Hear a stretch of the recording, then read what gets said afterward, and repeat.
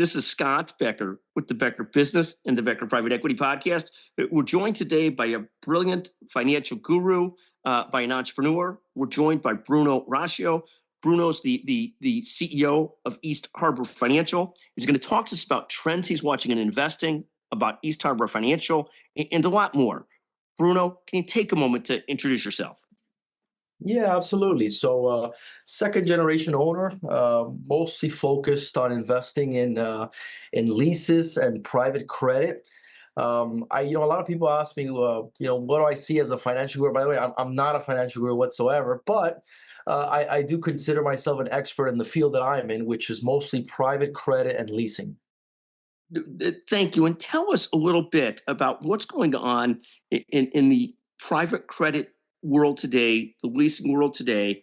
What are some of the biggest forces that you're watching in sort of that world of private credit and also leasing? Yeah, absolutely. So there is a niche that we do because private credit is so extensive. It could mean almost anything, just a private loan. And a lot of the big companies that make all the splash, that's what most people know.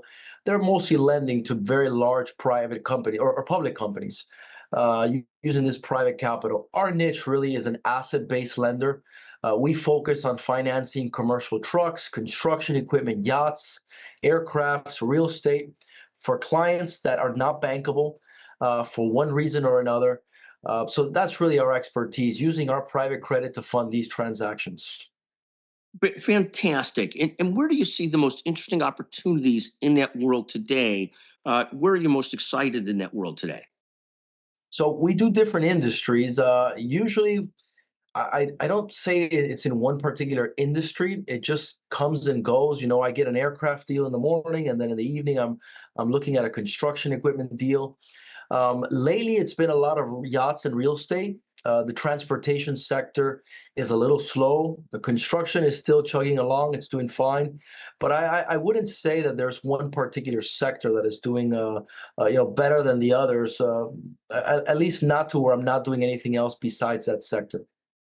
And when you look at sort of the biggest forces shaping markets currently, high interest rates, challenging credits from big banks, artificial intelligence, geopolitical issues. What are the big issues that are shaping the opportunities today or shaping the markets today?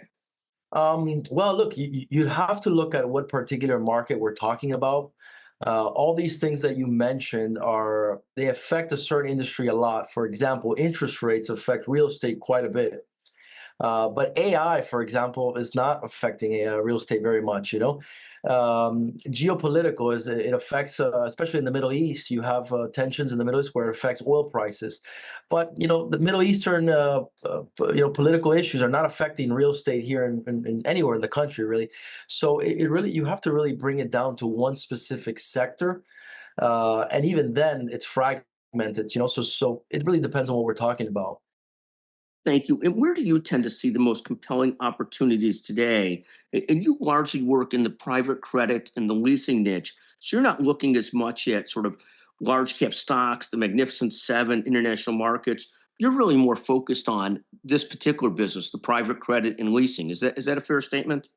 Correct. Yeah. Most of our clients are not Fortune 500 companies. In fact, I don't think we have any.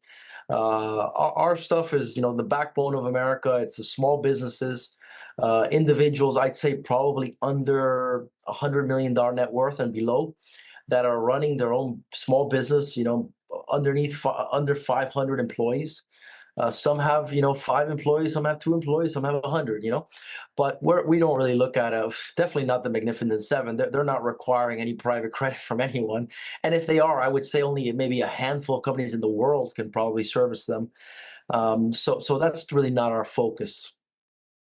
For investors that invest with you, as markets become volatile or uncertain, how do you think about your customers, your clients who invest with you? How do you think about sort of capital preservation versus staying invested versus cash flow returns? How do they think about things, during riskier times? So the types of clients that we have are really long-term capital. They're individuals that want to have a certain safety net. We are investing, we're either lending or buying assets to lease that are hard assets. So we're buying real estate, we're buying brand new trucks, brand new construction equipment and yachts. So there's no scenario where our assets just go to zero, like you would a stock, like you would on some kind of venture capital space. So, most of our clients have a very low risk tolerance, and that's why they like going with us because we are all asset backed. We've been doing this for 30 years, and it's you kind of make your money the day that you close the deal, just like any bank would. They're very well collateralized, and when they sign an agreement, they know exactly what they're going to make because it's the interest rate and the origination. On most other transactions, for example, like stocks, cryptocurrency, even real estate, you really never know what you're going to earn because it's very speculative. It could go up very fast, like oil and gas has done. It could, stock could, like the Magnificent Seven, have gone up, great amounts.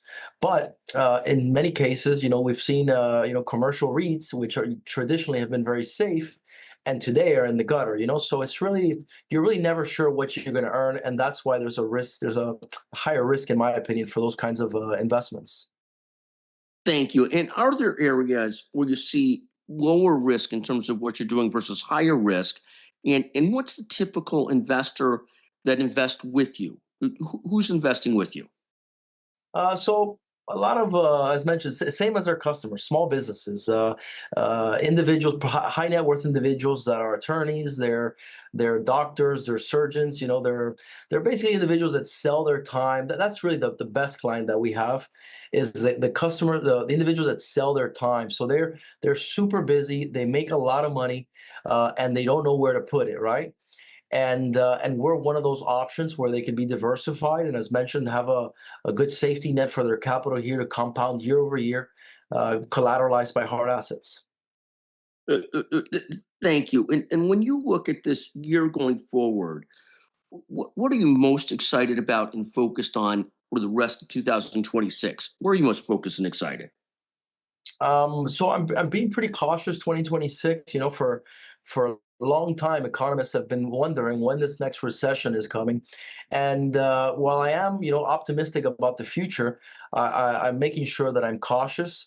As I mentioned, there isn't one specific sector that I really like. I'm just taking deals as they go, making sure that the assets that we buy or that we lend on have very low depreciation. You could easily tell what they'll be worth in a couple of years. So, for example, real estate, it's not going down too much in price. Your 20% is probably your pretty bad case scenario. If we're doing other assets, we make sure that they're not assets that could be affected by anything that's going on. For example, oil and gas, if it plummets, we try to stay away from those kind of things because the prices of oil fluctuate quite a bit. But I'd say we just take it on a deal by deal basis. For entrepreneurs and professionals, a lot of who you work with who are trying to build wealth for the long run, but aren't managing their own money or are so busy that it's hard to do so. What are a couple of the common investing mistakes that you see entrepreneurs or high net worth professionals make? Great question. One of the things that I see is, the individuals that have a very high risk tolerance, and they kind of want to find opportunities that can really compound their money very fast, like almost irregularly fast. Like they're just going incredibly optimistic, and I think they take too much risk. They go into these venture capital kind of transactions, and thinking that they're gonna 5x their money or 2x their money over a couple of years, and then they end up losing it. Unfortunately, we've had a lot of scenarios where individuals are kind of regretful of that. On the other end of the spectrum, that you have the guys that are terrified to invest in their money because they're not sure of what they're doing, and they've probably been burned before, and so they're keeping their money in banks, on safety deposit slips, or something that's offering a very low yield with almost zero risk. And I tell people, don't use the extremes. Kind of go somewhere in the middle. You could buy real estate. You could be invested in some funds that are have some downside protection, like in our case we do, because we're on asset heavy deals. But don't go to the extremes. They're very risky. Thank you. So that's and when somebody comes to invest with you, how much should they think about investing with you? How do you look at that? Is there a minimum? Is there a maximum? How do you look at people joining you and investing with you in your funds? Right. So historically, we've always just borrowed capital from banks. That's been I guess, the client that is easiest to work with because that's their business, lending money. But we do have some programs, for some of our friends and family and other investors that would like to come alongside us. Traditional size would generally be, we started with the 250 minimum. Lately, we've been considering the 500,000 and above. But I would say that the most important thing is not really the dollar amount. It's really individuals that want to park capital here long term because, as mentioned, this is a business where you're lending and loans are long term. Historically, they're not 6 months or a year or two. Some of the transactions that we do for new assets are 5 6 years out. Even though the real estate you can lend 30, we don't do 30-year transactions, but if we were to do it, it's a very long-term game. In the bridge loan, the space that we're in, it's usually between 1 and 3 years, but we want to make sure that this capital is compounding and it's not coming in and then 2 years later coming right back out, because it just provides a lot of paperwork that's not necessary. 100%, and a lot of transaction costs and a lot of headaches. And you want a Yeah. stable set of investors that you're with for the long run, that you could deliver for the long run. Talk about the name East Harbor Financial. I love the name. I know it's a family business originally. How did you guys come up with the name East Harbor Financial? That's funny. That's an actual a friend. I have to give the credit to a friend of mine. His name's Jose Gonzalez. He told me, he's like, we're here on the coast, but you want to have that old money kind of feel. So he's like, how about Eastern Harbor? And then finally, I said, you know what, I like it, but let's shorten it. Let's make it East Harbor. And that's how it came about. Honestly, just a quick conversation with him, and we both liked it, and we kept it. Well, we absolutely love it. What else should we know about what you're doing today? Tell us more, Bruno. What else should we know? What else should an investor know? What else should the market know? Where you're looking for opportunities. Well, most of our deals, in fact, probably 99% of our deals come from financial brokers. These are individuals that work on their own. They're constantly in contact with businesses and individuals that need loans. And so they're trying to get them, bank loans. When they can't get the bank loans, then they have to go, their finance companies. And we're on that tier of the finance companies. So that's how our transactions come in.